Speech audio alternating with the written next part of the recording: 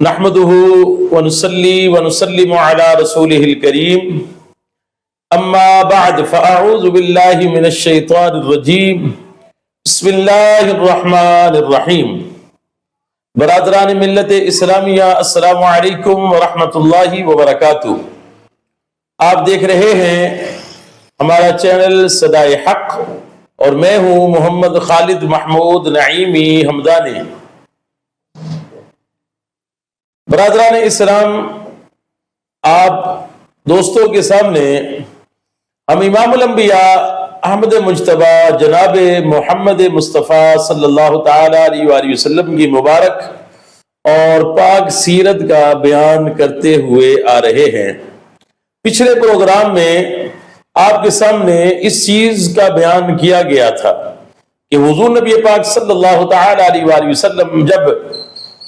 مکہ المکرمہ سے ہجرت فرما کر مدینہ المنورہ تشریف لائے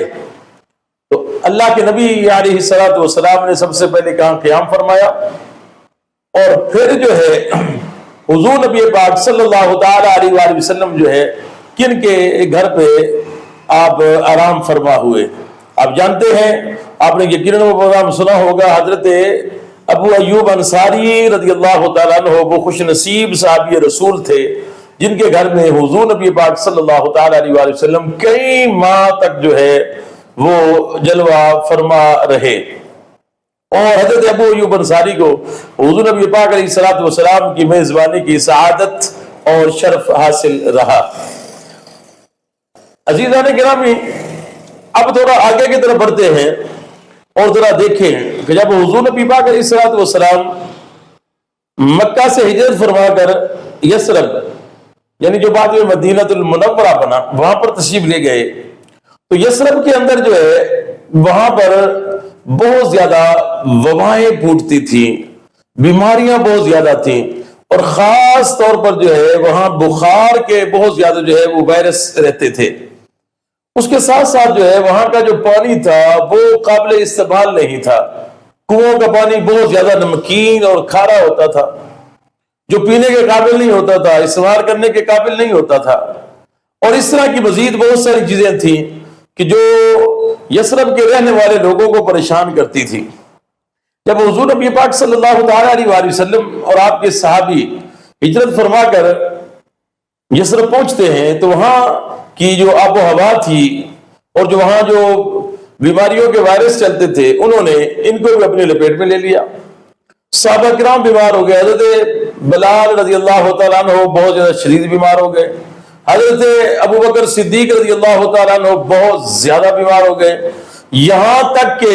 یہ تک کہنے لگے کہ پتہ نہیں ہمارا وقت آخر آ گیا ہے۔ اتنی زیادہ بخار کی شدت کی وجہ سے غشی ان کے اوپر طاری ہو جاتی تھی۔ حضرت بلال رضی اللہ تعالیٰ عنہ جو ہے وہ ایسے باہر بازاروں کے طرح سے گھومتے تھے اور کہتے تھے کہ یہ جو بیماری ہے یہ کب ختم ہوگی اور کب ہمیں جو ہے وہ سکون ملے گا۔ جب یہ صحابہ کرام کی بہت زیادہ اس طرح کی حالت ہوئی تو اللہ کے نبی علیہ الصلوۃ والسلام کی بارگاہ میں عرض کیا گیا کہ اے اللہ کے رسول صلی اللہ تعالی علیہ وآلہ وسلم، آپ دعا فرمائیں کہ صحابہ کرام جو ہے آپ کے غلام جو ہے آپ کا کلمہ پڑھنے والے جو مسلمان ہیں بڑے پریشان ہو گئے، جو مکے سے یہاں آئے ہیں ہجرت کر کے جتنے مہاجر صحابہ ہیں وہ تو بیمار پڑے ہیں۔ حضور نبی پاک صلی اللہ تعالی علیہ وآلہ وسلم نے پھر جو اللہ تبارک و تعالیٰ کی بارگاہ میں دعا فرمائی، اپنے دعا فرمائی، یا رب العالمین اس شہر مدینہ کو ہمارے لیے عافیت والا شہر بنا دے، شہر مدینہ کو ہمارے لیے ایسا محبوب بنا دے جس طرح جو مولا تیرے کو مکہ محبوب ہے۔ اس طرح کی مزید دعائیں حضور نبی پاک علیہ الصلوۃ والسلام نے مدینہ المنورہ کے لیے، اس شہر کے لیے آپ نے فرمائی۔ بس پھر اس دعا کا اثر تھا کہ وہ جو وبائیں تھیں، وہ جو وائرس تھے، وہ جو بیماریاں تھیں وہ ساری ختم ہو گئیں، سب بیماریاں ختم ہو گئی، سب وائرس ختم ہو گئے، وبائیں ختم ہو گئی، صحابہ کرام کو شفا یابی ملی، اور وہ جو پہلے یثرب تھا پھر اللہ کے نبی علیہ الصلوۃ والسلام نے اس کا نام تبدیل کر کے مدینہ المنورہ، اس وقت آپ کا نام اس کا طیبہ نام رکھا گیا یا طیبہ نام رکھا گیا، پھر مدینہ نام رکھا گیا، اور پھر فرمایا اللہ کے نبی علیہ الصلوۃ والسلام نے اب یہ جو مدینہ نام رکھا نا حضور نے، تو مدینہ نام رکھنے کے بعد حضور کو اس نام سے اتنی محبت ہو گئی، اتنا پیار ہو گیا کہ آپ نے فرمایا کہ اب اس کو یثرب کوئی نہیں کہے گا،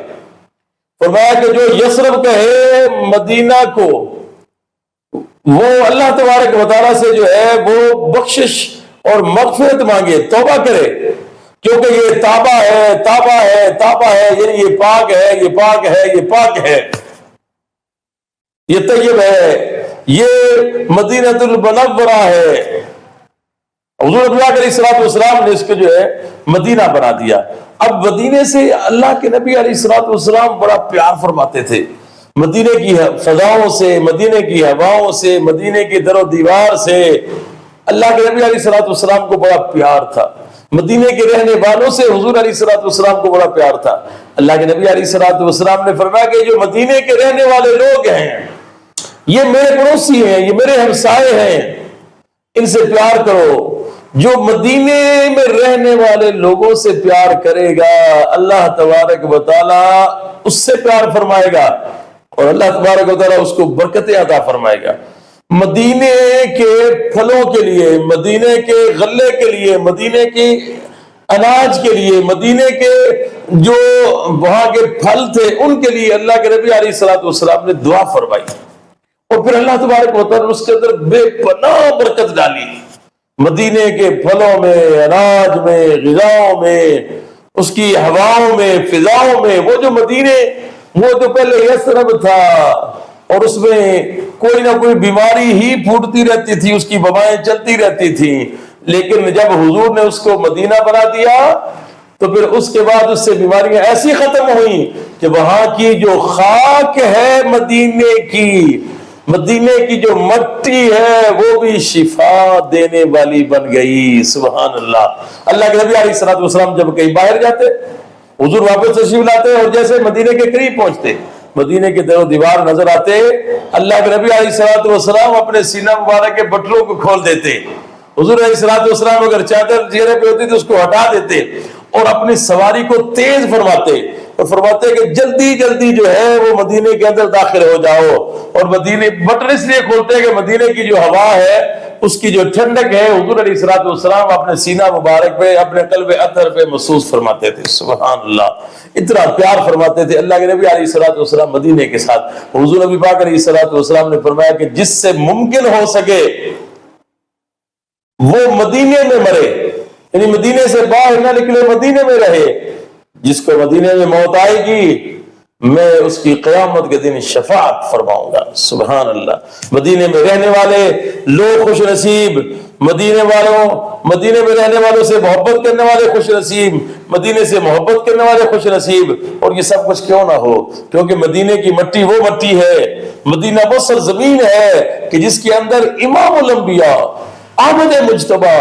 حضور اللہ کے محبوب صلی اللہ تعالیٰ علیہ وآلہ وسلم آپ آرام فرما ہے۔ حضور علیہ الصلوۃ والسلام کی مبارک جو ہے وہاں پہ آپ کی مبارک بارگاہ لگی ہوئی ہے، اور جہاں پر 70,000 فرشتے صبح آتے ہیں، 70,000 فرشتے شام آتے ہیں، اور وہ اللہ کے نبی علیہ الصلوۃ والسلام کے مزار پر آ کر حاضری دیتے ہیں، درود و سلام پڑھتے ہیں، سارا دن حضور کی بارگاہ میں حاضر رہتے ہیں، پھر چلے جاتے ہیں۔ رات میں آنے والے جو ہے وہ ساری رات حضور کی بارگاہ میں حاضر رہتے ہیں، پھر جیسے صبح ہوتی ہے تو وہ چلے جاتے ہیں، پھر نئے آ جاتے ہیں۔ اور حیرت کی بات یہ ہے، کمال کی بات یہ ہے کہ جو گروہ فرشتوں کا ایک مرتبہ آ جاتا ہے دوبارہ قیامت تک اس کی باری ہی نہیں آئے گی۔ اللہ اکبر، سبحان اللہ۔ کیا شان ہے مدینے کی، کتنا مدینے سے پیار فرماتے تھے حضور نبی پاک صلی اللہ تعالیٰ علیہ وسلم۔ ہمیں بھی مدینے سے پیار کرنا چاہیے، مدینے والے سے پیار کرنا چاہیے۔ یہی وجہ ہے کہ جو ہمارے جو اکابرین ہیں، جو ہمارے جو ائمہ محدثین تھے، وہ سارے مدینے سے بے پناہ محبت فرمایا کرتے تھے۔ صحابہ کرام مدینے سے بڑی محبت فرمایا کرتے تھے۔ ہمیں بھی چاہیے ہم بھی مدینے سے محبت کریں اور مدینے والے سے بھی محبت کریں۔ اللہ تعالی ہم سب کو مدینے کی حاضری نصیب فرمائے، اللہ تعالی ہم سب کو مدینے کی محبت نصیب فرمائے، اللہ تعالی ہم سب کو مدینے والے کی محبت نصیب فرمائے، اور اللہ تبارک و تعالی ہمیں مدینے کی بار ادب حاضری نصیب فرمائے۔ امید کرتا ہوں کہ آپ کو آج کا ہمارا پروگرام پسند آیا ہوگا۔ اگر پروگرام پسند آئے تو اسے اپنے دوستوں کے ساتھ ضرور شیئر کیجیے گا۔ فی امان اللہ، السلام علیکم ورحمۃ اللہ وبرکاتہ۔